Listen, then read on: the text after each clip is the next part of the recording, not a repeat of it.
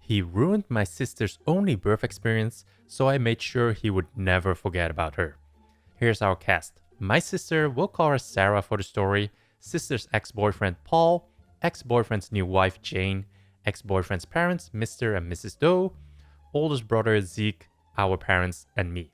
When I was 14 and my oldest sister Sarah was 22, we found out that she was pregnant with Paul, her boyfriend of 4 years. They immediately got engaged and they were really happy, for a time. For a time, Sarah had a horrible pregnancy. About 16-18 weeks in, the wonder of creating a human life evaporated within her. She developed hyperemesis, which if you don't know is a really bad morning sickness. She was constantly in pain, she developed gestational diabetes, and just all around hated the experience. Around this time, Paul, the then fiancé, started getting sick of the complaining. I believe the argument was, your body is built to do this, it can't be that bad. Sarah was due around Valentine's Day and Paul's parents, Mr. and Mrs. Doe, were very excited, both about the grandkid and the fact that he could be born on a holiday. She was very against that and really hoped that her son wouldn't be born on a holiday, even one as small as Valentine's Day. Her birthday sometimes falls on Easter and she hates it, because it might make him feel that his day isn't very much about him. Well, Mrs. Doe says something like, well, if you name him Valentine or Valentino, then that will make the day even more special to him. Again, sister hated the idea.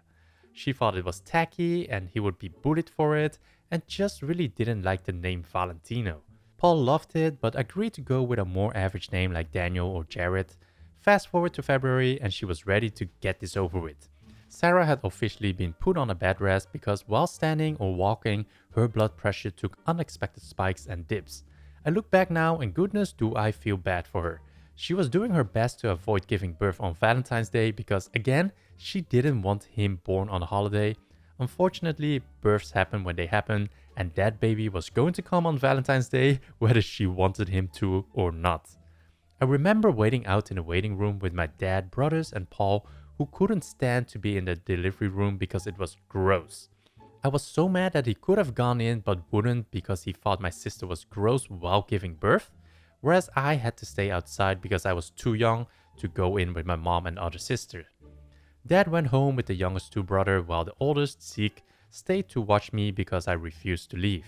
16 hours after Sarah went into labor, my little nephew was officially part of the family on the evening of Valentine's Day. Unfortunately, Sarah was not okay. She had to have an emergency C-section and while doing the operation discovered that the back of her uterus facing her spinal cord had a very large and very severe, thankfully non-cancerous tumor. When I say large, I mean it was twice the size of a standard uterus. The doctors were shocked and didn't understand why nobody had noticed it on an ultrasound. It accounted for her severe back pain and blood pressure issues. The doctors immediately went in for more surgery to remove the tumor, but sadly ended up having to perform a full hysterectomy. This meant that my nephew would be Sarah's only child. Now, while Sarah was in for surgery, Paul was taking care of everything baby related to make sure his son was okay. In my 14-year-old self-memory, I remember him being suitably distraught, but I didn't really pay him much mind and spent my time in the waiting room with my mother and the other sister. Zeke, however, wanted to be a good future brother-in-law and make sure that Paul was okay. He found Paul filing out the baby paperwork on his own looking, in my brother's words, like he had not a single worry in his mind. Zeke asked why Paul didn't wait for Sarah to fill out the paperwork as she should have been put off surgery within the hour. And Paul said that he just wanted her to get her rest and heal. That checked out with Zeke as he was 16 and didn't know any better at the time. Now I know what you are probably thinking. No, he wouldn't. He knows how much she hated that name, and still, she would need to sign the paperwork too. My fellow people, I regret to inform you that Paul forged Sarah's signature on the paperwork and waited until she was out of surgery to hand said paperwork over. My sweet nephew that was born on Valentine's Day was named Valentino on his first official birth certificate. I still to this day don't know why Paul and his family were so insistent about the name. He had even picked out a different one with my sister. And before you ask, no, he was never brought up on forgery charges because his parents were witnesses to her signing the papers, even though they only got there at the last minute. So Sarah dumped him and got her son's name changed a month later. She was willing to do split custody with him because that's her son's father and she wants the kid to know him.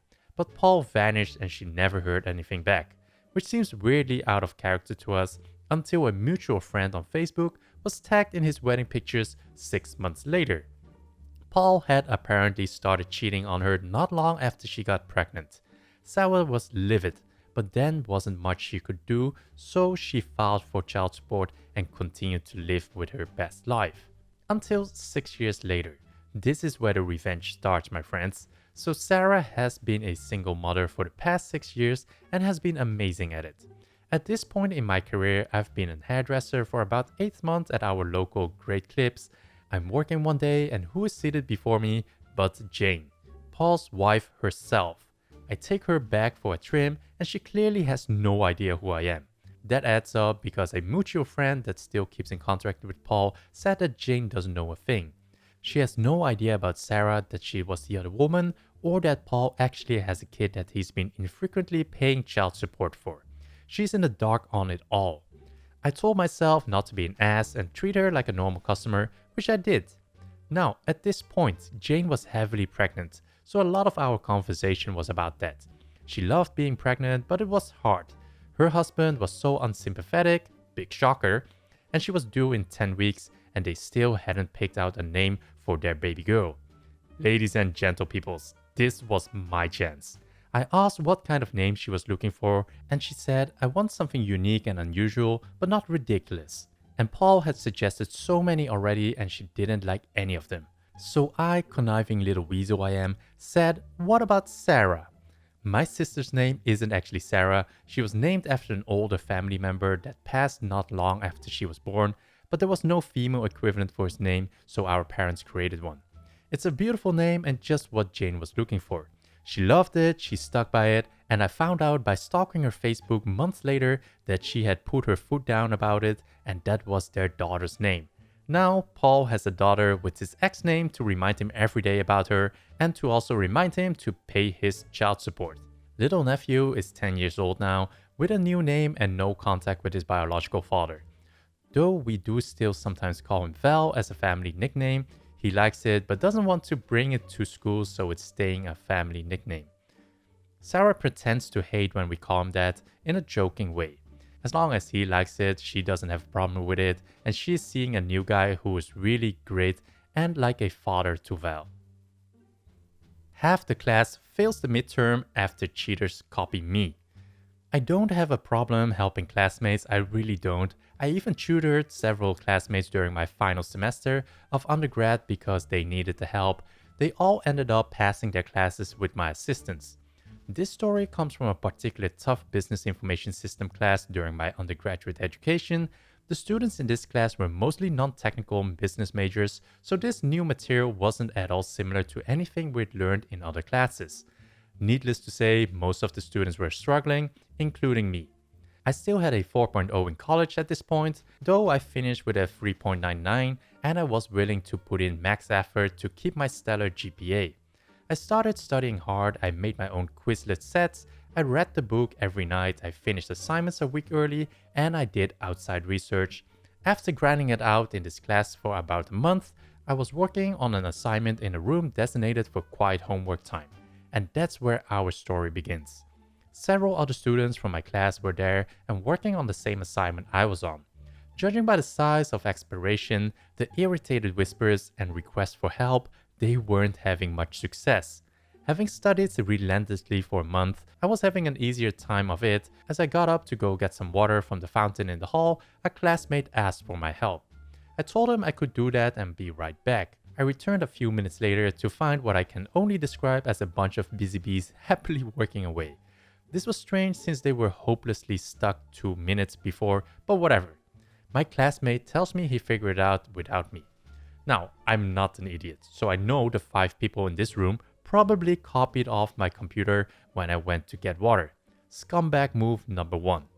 But as it turns out, no one in the class needed help the next day or the day after. Whoever in the study room had stolen my work had forwarded to most of the class. Scumbag move number 2. I don't mind being helpful, but I hate being used. So I made a plan to get back at the people who had stolen my work. It didn't take long to organize my plan and carried it out. Here's how it went. 1. I changed an answer on the next assignment by multiplying by -1. 1500 USD became -1500 on this question. 2. The next week, I left my computer in the same place as before and went to get water, just like I had done the week before. 75% of the people in my class of 40 people put -1500 as the answer to question 3, which was definitely incorrect. 3. I began studying relentlessly for the midterm. Our professor had said he wouldn't adjust the weight of the test, something like your score 50 on the test with 60 points available, so your score of 40 becomes 80% instead of 67%. If anyone scored particularly well. This class was difficult and no one was expecting anyone to score over 75%, so all of my classmates figured the weight of the test would be adjusted. My plan was to wreck the curve, even though it's not a curve, and deny everyone the adjusted weight by producing a sufficiently high score. 4. I recruited a classmate who hadn't stolen my work to study with. Together we aimed to score high enough that our professor couldn't adjust the weight of the midterm. Here's how it all played out. No one who copied me realized the answer was incorrect. Every last one of those idiots submitted the wrong answer in the question 3. This next part surprised me, but my classmate began insisting the class was unfair, too difficult, or rigged, and launched these complaints at our professor. One day after class, I had the following exchange since I was the last student out of the classroom. Professor: OP, do you think this class is too hard? Me: honestly, this class is hard, but if people spent as much time studying as they did complaining, they would be fine. They really need to just get to work. Professor: I thought the same. Me, deciding spur of the moment my next move. I also happen to know that most of the class incorrectly copied my work on the last assignment. Question 3 should be a net income of 1500, not a net loss of 1500. I put down the wrong answer initially, everyone copied me, and then I changed the answer later. I think you can reasonably conclude that anyone with -1500 as the answer cheated off my incorrect work. Professor: I figured they all copied, but I didn't know you were the source. Anyway, thanks for your candor and your dedication to the class.